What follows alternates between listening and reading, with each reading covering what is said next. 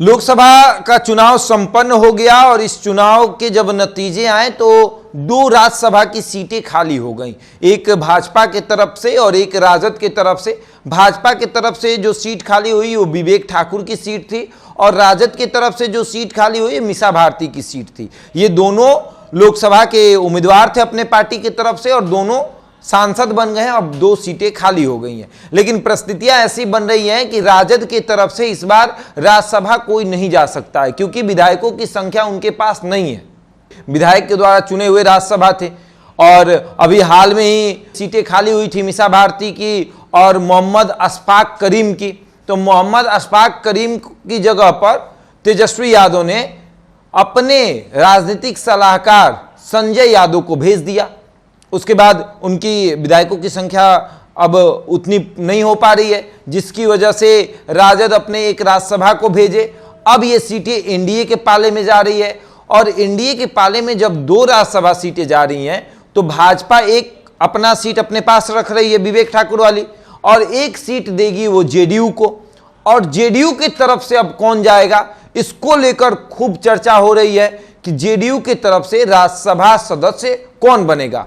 ये सीट दो सीटें हैं और दोनों एनडीए के पास है और एनडीए में देखा जाए तो सबसे बड़ी पार्टी जो है वो एक जेडीयू है और एक भाजपा है। तो एक जाएगा जेडीयू के पास और एक रहेगा भाजपा के पास। अब भाजपा किसी को भी भेजे उस सीट से, वो जो है पशुपति पारस को भेज दे या फिर किसी को भी भेज दे, लेकिन जेडीयू की तरफ से कौन जाएगा इस पर चर्चा हो रही है। और इसमें सबसे पहला नाम जो है वो मोहम्मद अशफाक करीम का आ रहा है। अब आप सोचेंगे कि मोहम्मद अशफाक करीम तो राजद से थे राज्यसभा और उन्हीं की सदस्यता गई थी, तो संजय यादव को बनाया गया।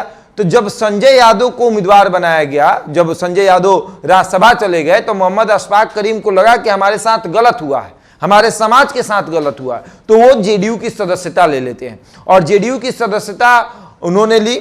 उसके बाद चुनाव हुए, सब परिणाम आ गया। अब राज्यसभा की सीटें जो खाली हुई है उस पर उनकी दावेदारी भी है और उसके बाद अगर देखा जाए तो सबसे पहले नंबर पर उनका नाम भी आ रहा है। इसको कई तरीके से देखा जा रहा है। सबसे पहला तरीका तो यह है कि वो मुसलमान है और सीमांचल क्षेत्र के रहने वाले हैं, कटिहार के रहने वाले हैं और कटिहार किशनगंज के तरफ अगर देखा जाए तो जेडीयू जो है वो कमजोर पड़ी हुई है। पूर्णिया तो अब फिर से कमजोर पड़ गई। अब पूर्णिया, कटिहार, किशनगंज इन जगहों पर जेडीयू कमजोर पड़ गई। अब इन जगहों पर अपने आप को मजबूत करने के लिए और सीमांचल क्षेत्र में अपने आप को मजबूत करने के लिए वहां के मुसलमान नेता को साधना पड़ेगा और नीतीश कुमार इस मामले में बहुत तेज खिलाड़ी माने जाते हैं। तो वो मोहम्मद अशफाक करीम के माध्यम से किशनगंज भी साधेंगे और कटिहार और पूर्णिया भी साधेंगे, क्योंकि लोकसभा चुनाव में बड़ा झटका लगा है। पूर्णिया हाथ से गया,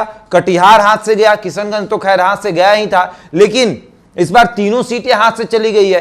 तो इस पर जेडीयू जो है वो देख रहा है कि विधानसभा में हमको भारी नुकसान होगा और विधानसभा में नुकसान ना हो इसलिए मोहम्मद अशफाक करीम को भेजना भी एक तरीके से सही डिसीजन होगा। और अब ये सीटें जो हैं वो जेडीयू और भाजपा के पास जाने वाली है और इन सीटों पर किस तरीके से चुनाव होंगे और कौन उम्मीदवार होगा ये भी देखने वाली बात होगी। लेकिन भाजपा की तरफ से एक भूमिहार का सीट था और भूमिहार की जगह पर या तो अश्वनी चौबे को भेजा जाए या फिर आरके सिंह को भेजा जाए, लेकिन दूसरा सीट जेडीयू के पास जाएगा और जेडीयू का ये जो सीट है यादव के हाथ से स्लिप होके आ रहा है, इसलिए भी क्योंकि वो मीसा भारती की सीट थी और अब आ रही है। तो मोहम्मद अशफाक करीम कहेंगे कि हम राजद में थे, अब मेरे सीट पर एक यादव को भेज दिया गया तो यादव के सीट पर एक मुसलमान को भेज ही दिया जाए, कोई दिक्कत नहीं है।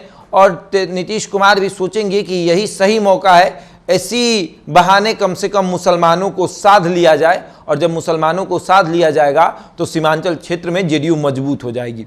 अब आगे देखिए क्या होता है कि कटिहार से आने वाले मोहम्मद अशफाक करीम को क्या राज्यसभा बनाया जाएगा या नहीं, ये भी एक बड़ा सवाल है। लेकिन दावेदारी बड़ी है क्योंकि राजद में वो राज्यसभा सदस्य थे।